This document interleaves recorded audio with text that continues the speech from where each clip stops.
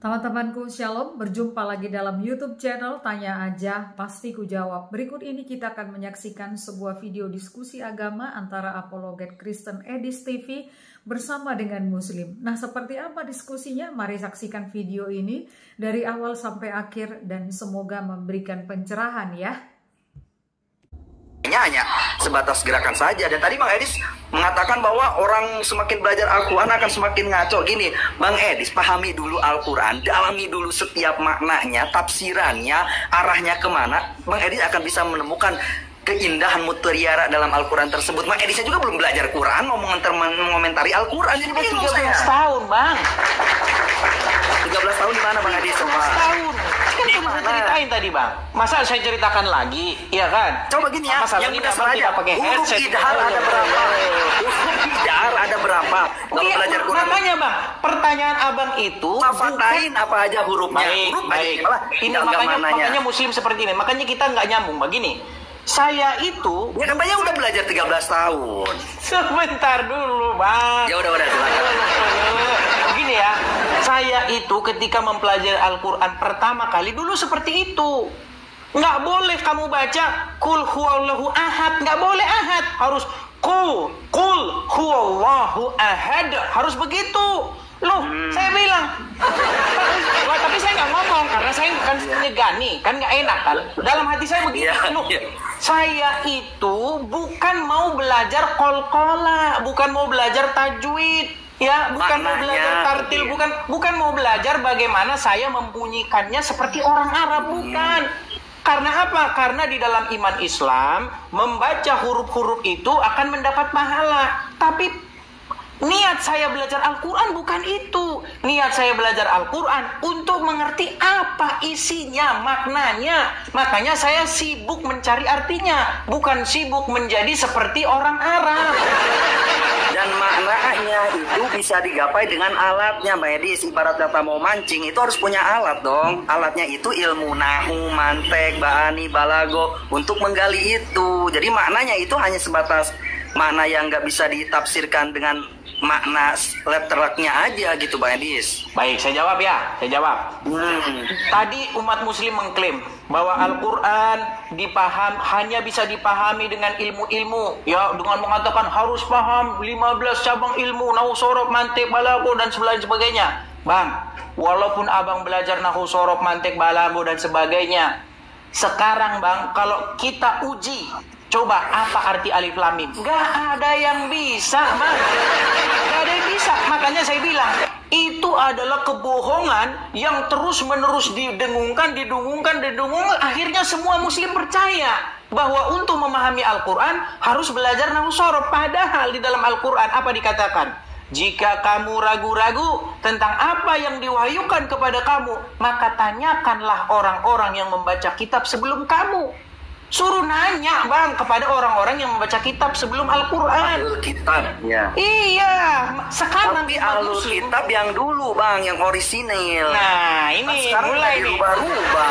Mulai nih, Bang, di dalam Al-Quran. Masih orisinil gak itu Injilnya? Oke, baik. Gini, Bang. Di dalam Al-Quran disebutkan, beriman kepada kitab-kitab sebelum Al-Quran.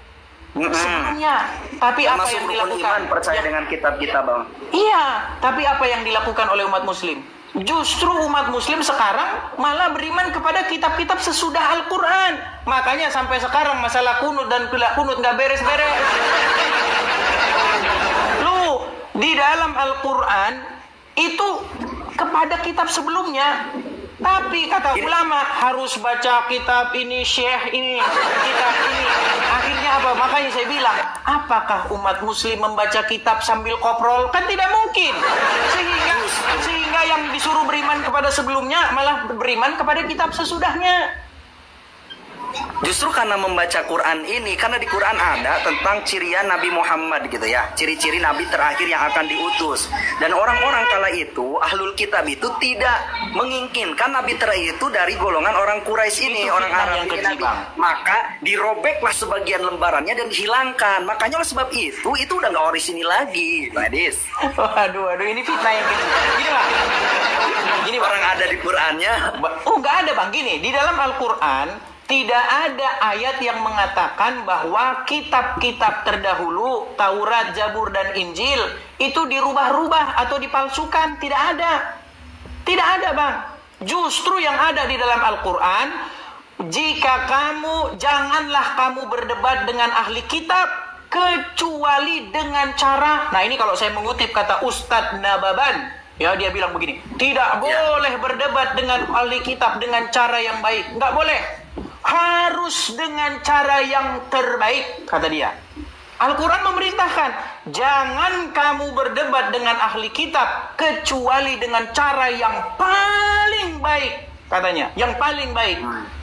Ya kan? Kecuali dengan orang-orang jalim di antara mereka. Katakanlah, diperintahkan ini.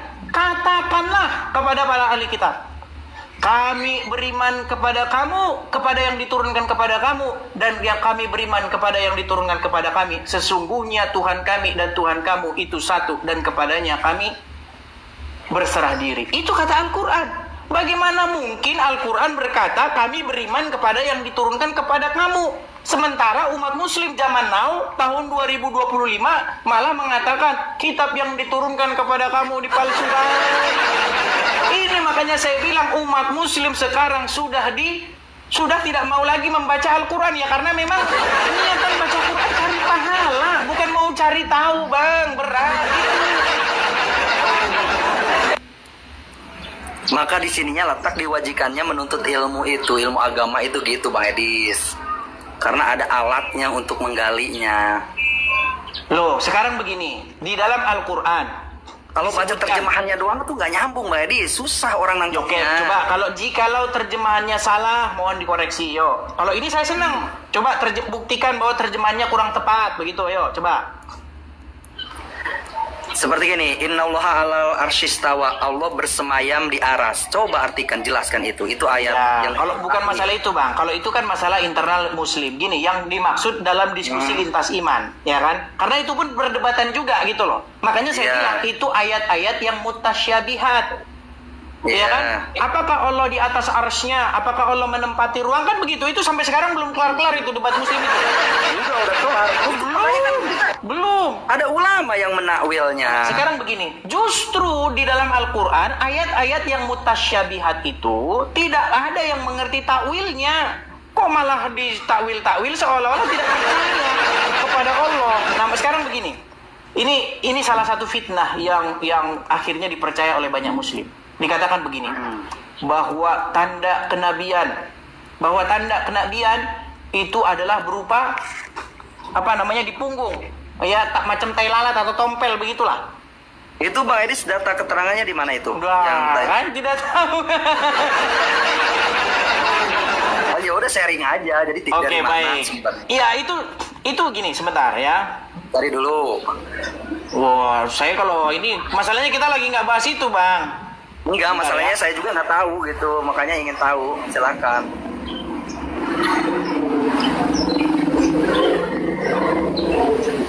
Ya, kita cek ya apakah masih ada nih. Misalnya nih ya, coba kita dengarkan sebentar. Ya, ini maksudnya aja gimana tuh? Injil juga disebutkan setiap nabi itu punya tanda kenabian. Apa tanda kenabian, teman-teman sekalian? Sebuah daging yang menggumpal di pundak sebelah kanan, dan daging itu berwarna merah kehitam-hitaman dan memiliki bulu yang lebat. Macam tompel kan? Hai anak kecil. Macam tompel kan? Terus. Iya, macam terus tompel. Apa tuh? Bang, mana ada Bang tanda kenabian tompel? Yang bener aja tanda kenabian tompel. Bang, tanda kenabian, ini tanda kenabian.